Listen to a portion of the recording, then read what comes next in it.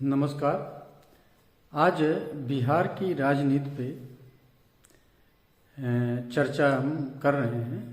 कारण है कि बिहार का चुनाव नवंबर के आसपास होना है 2025 में, लेकिन उससे पहले मुद्दे और भूमिका तैयारी का होना जरूरी है। आज के समय में बीजेपी के पास बिहार में, क्योंकि ये सत्ता में है, इनके पास मुद्दे की कोई ज़रूरत नहीं है, क्योंकि ये खुद मुद्दे बनेंगे वहाँ पर। और जो मुद्दा मेन बन रहा है वो सत्ता में न रहने वाली पार्टी हमेशा शासन को मुद्दा बनाती है कि इन्होंने काम नहीं किया, वो नहीं किया, और जाति समीकरण को लेकर चुनाव में आते हैं। तो मेन चीज़ है बिहार में मुद्दे की खोज। मुद्दे की खोज में मुख्य पार्टियां बीजेपी, जनता दल यूनाइटेड और राष्ट्रीय इनकी लालू जी की पार्टी जो है, और अभी जो प्रशांत किशोर ने पार्टी बनाई है ये, और कांग्रेस तो वहाँ कोई ज़्यादा अस्तित्व में नहीं रहती, फिर भी उसका अपना वोट बैंक थोड़ा है, ये है। लेकिन मुद्दे की बात अगर करें तो मुद्दा आता है लालू जी की पार्टी के लिए कि वो कौन से मुद्दे लेके चुनाव मैदान में जाएंगे। मेन मुद्दा इस समय है चुनाव मैदान में जाने का, वो है कि ये सरकार एम्प्लॉयमेंट नहीं दे पाई और जो वादे किए थे वो पूरे नहीं कर पाए, और वही सारे मुद्दे आएंगे जो पुराने इनके थे। लेकिन सबसे बड़ा वहाँ पे जो मुद्दा बन रहा है, जो अभी आप देखेंगे लोगों की चाहत ज़्यादा है तेजस्वी की तरफ। रीजन है उसका जाति समीकरण। जाति समीकरण में जो हैं यादव और मुस्लिम, अगर इनको जोड़ो तो इनका वोट बैंक बड़ा अच्छा खासा हो जाता है। अदर बैकवर्ड और सवर्णों का वोट बैंक जो है वो बढ़ जाता है। तो ये महत्वपूर्ण है कि इसको कैसे यूनाइट किया जाए। तो इसमें सभी लोग अपने अपने वो लेके चल रहे हैं। प्रशांत किशोर जी निष्पक्ष होके कि हम विकास की बात करते हैं, हम सबके हक की बात करते हैं, और एक जनरल वो है वो लेके चल रहे हैं, जातिवाद और उसमें नहीं जा रहे हैं। लेकिन ये अगले इलेक्शन में कहीं न कहीं की कुछ असर जरूर डालेंगे, और वोट कटेगा किसका, ये सोचने की बात है। क्योंकि वहाँ पर बुद्धिजीवी जो है वो वर्ग तो देखा जाए तो लालू जी की पार्टी को नहीं चाहता उतना। उनका जो अपना वोट बैंक है उसी के दम पे वो जीतते हैं। और ये नया प्रशांत किशोर जी की जो पार्टी है, इसमें अभी सारी चीज़ें बननी है और आना है, इसमें टाइम लगना है, और लोगों का उसमें कौन से नेता आते हैं, किस तरीके के होते हैं, क्या वो मुस्लिम और हिंदू समीकरण मिला के चलेंगे, उनका क्या रोल होगा, अभी डिसाइड होने में काफ़ी समय है। अगर डिसाइड होगा तो उस समय इसको आप कह सकते हैं कि इनका क्या कैसे ये रोल अपना अदा करेंगे। लेकिन ये सत्ता में तो नहीं आएंगे, ये सब तो अलग बात है। वही स्थिति रहेगी जैसे दिल्ली में कांग्रेस की रही।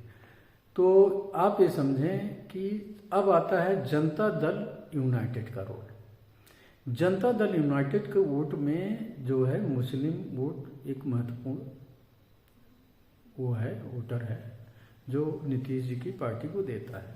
लेकिन नीतीश जी इतने साल से ऐसी सिचुएशन में आ जाते थे कि दोनों पार्टियों को ब्लैकमेल बराबर कर रहे थे और मुख्यमंत्री बने रहते थे।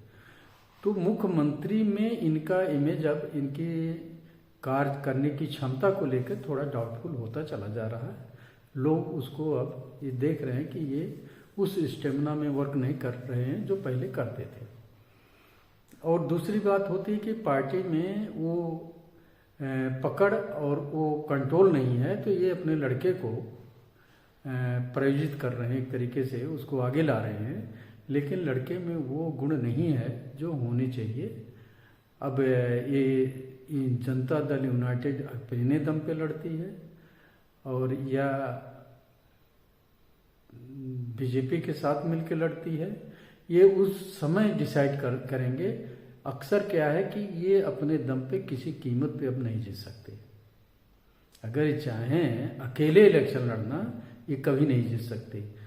ये अगर सीटें निकालेंगे तो बीजेपी के सहयोग से, या अगर इनकी पार्टी से जाते हैं तेजस्वी के साथ में, तो उनके वोट बैंक का उपयोग करें तो इनको सीटें देगा कौन? इलेक्शन में जो ये चाहते हैं कि हम इतनी सीटें पा जाएं, तो इनको सीटें देगा कौन? इस बार इनको उतने सीटें नहीं मिलेंगी और उतने कैंडिडेट इनके नहीं जीतेंगे कि ये दोनों पार्टियों में किसी एक को ब्लैकमेल कर सत्ता में बने रहें। ये मुद्दा इस बार बनेगा। और बीजेपी भी पहले आप देखे थे, इनको एक बार इग्नोर करके और अलग हो गए कि इनको अलग करने दो, हम अपोजिशन में बैठ के अपना वोट बैंक, अपना एक विचारधारा को बढ़ाएंगे और लोगों में पहुंचेंगे। तो बीजेपी अंदर अंदर इस काम को बड़े बखूबी कर रही है और हर जगह घुस रही है और अपने वोट बैंक को इंटैक्ट कर रही है।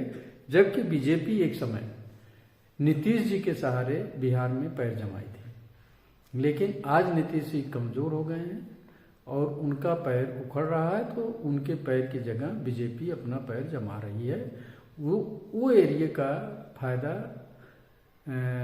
तेजस्वी जो हैं अगर लेना चाहेंगे तो नहीं ले पाएंगे। वो एक महत्वपूर्ण मुद्दा बनेगा। इसी तरीके से आप देखेंगे कि बीजेपी में बहुत सारे नेता अच्छे भी हैं और बहुत सारे ऐसे भी हैं जो पार्टी में धार्मिक मुद्दे लेकर लड़ रहे हैं और बातचीत करते हैं। अब यहाँ आता है, क्या बिहार का चुनाव धार्मिक मुद्दों पे लड़ा जाएगा ध्रुवीकरण करके?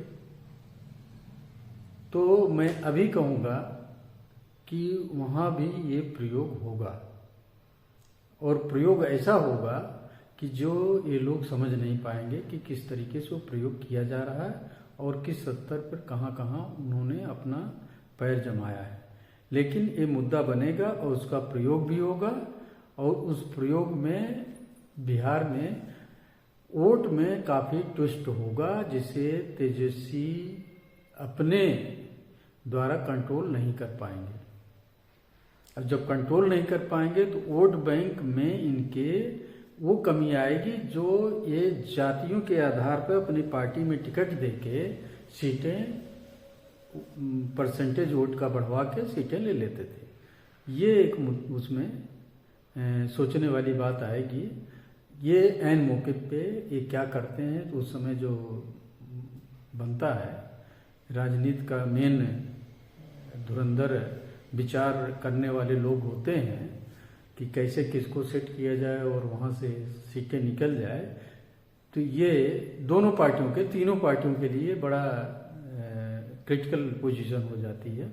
कभी कभी होता है कि लोग अपने चाहने वाले को प्रभावशाली लोग देते हैं टिकट, लेकिन ये भूल जाते हैं उनके प्रभाव में वोट बैंक नहीं आता, केवल वो कैंडिडेट आता है। अगर वो कैंडिडेट है उनके प्रभाव में और उनसे वो अट्रैक्ट होके और उसको अपना कैंडिडेट बना दे रहे हैं, तो ये उस पार्टी के टिकट देने वाले को और डिसाइड करने वाले की सबसे बड़ी भूल होगी, जो बिहार में अगर हो गया, जैसे कहाँ हुआ था। अभी आपका एक भूल किए थे ये बीजेपी वाले झारखंड में, जिसमें 30 लोग बगावत करके बाहर आ गए थे। तो ऐसे ही यहाँ बिहार में अगर ये भूलें होंगी, चुनाव कैंडिडेट में सबको साध कर नहीं तैयार करेंगे, तो ये सारे समीकरण उत्पन्न होंगे उस समय। तो ये आज की डेट में आप सोचें कि इस पर कोई फाइनल जो सर्वे कर दे कि ये पार्टी ही जीत जाएगी, ऐसा नहीं है, क्योंकि इलेक्शन जो है 10-15 दिन के बीच में ही डिसाइड होता है और कुछ वादे ऐसे होते हैं, हो सकता है उस समय तक काफ़ी पूरा कर लें या लोगों में अपना वो बना लें, विश्वास कायम कर लें, लेकिन एक चीज यहाँ आता है कि बिहार की जनता अभी समझ गई है कि अगर प्रदेश का विकास करना है तो वही सरकार प्रदेश में ज़्यादा सही रहेगी जो केंद्र में है। रीजन है कि केंद्र, बिहार जो है कोई रिच स्टेट नहीं है, तो उसके अपने अर्निंग सोर्स कम है, तो उनको फंड अच्छा खासा चाहिए। तो उस फंड को टाइम से मिले और एडिशनल प्रोजेक्ट जो सेंट्रल गवर्नमेंट को होते हैं वो वहाँ आते रहें। तो इसको सोच के वहाँ की जनता थोड़ा अब जागरूक हो रही है, वो अनपढ़ से पढ़ी लिखी की तरफ विचार करने लगी है और सोचने भी लगी है। यहाँ दूसरा ट्विस्ट होगा, वो भी बीजेपी के पक्ष में, क्योंकि केंद्र में बीजेपी की सरकार और वहाँ स्टेट में वो चाहेंगे बीजेपी की सरकार आए, इंडिपेंडेंट आए, जिसमें नीतीश जी का रोल न रहे। तो ये मन से अगर जब वहाँ की पब्लिक वोट देने लगेगी और अपना चर्चा शुरू कर देगी तो वोट बैंक इनके बढ़ते चले जाएंगे और बीजेपी काफ़ी हद तक प्लस में चली जाएगी। और यही बीजेपी की रणनीति है और यही वो करना चाह रही है। अब तेजस्वी किस हद तक जाति समीकरण, जाति जनगणना और जाति मुद्दे लेके ये सारे अगर इलेक्शन लड़ते रहेंगे और अपने को सोचेंगे कि हम जीत जाएंगे इन सबसे, तो ये बड़ा मतलब चिंता का विषय उनके लिए बन जाएगा। ये बहुत महत्वपूर्ण होगा। अब कंक्लूड मैं करना चाह रहा हूँ कि अभी बिहार की राजनीति पे कोई बड़ा फैसला या प्रिडिक्शन नहीं किया जा सकता। केवल ये कहा जा सकता है कि बिहार में जो भी काम बीजेपी करने जा रही है, बीजेपी के थिंक टैंक कर रहे हैं और जो उनका इंटरनल वहाँ इलेक्शन मोड में आके वो काम पे लग गए हैं, ये बीजेपी के लिए आज की डेट में प्लस है। नीतीश के लिए निगेटिव पोजीशन बनती चली जा रही है और तेजस्वी के लिए अपने वोट बैंक को इंटेक्ट करना एक महत्वपूर्ण मुद्दा बन जा रहा है। वो कैसे उनको अपने साथ जोड़ के रखें। अब ऐसी स्थिति में बिहार के लोग सोचें कि वो कहाँ जाना चाहते हैं,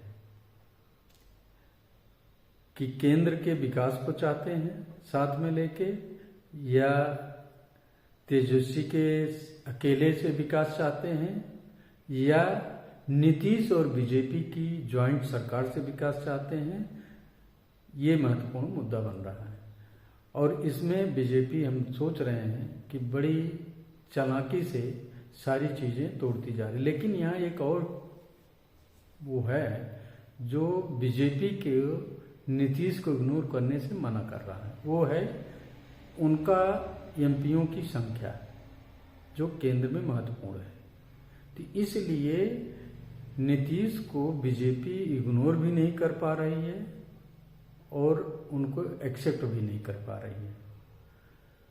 तो ये जो है आज की राजनीति में नीतीश का महत्वपूर्ण रोल है, जिसे आप कह सकते हैं कि आज भी नीतीश बीजेपी से सीटों के बंटवारे में ब्लैकमेल करके सीटें ले सकते हैं और तेजस्वी के साथ अगर जाते हैं तो ये पोजीशन नहीं है, वो नहीं ले पाएंगे। ये स्थिति आज की स्पष्ट हो रही है। अगला मैं आपको इसमें एक समरी बताऊंगा जब हम डिटेल इस पर स्टडी करेंगे तो आपको, जिससे आपको पता चलेगा बिहार कहाँ जा रहा है और क्या कर रहा है। नमस्कार, धन्यवाद।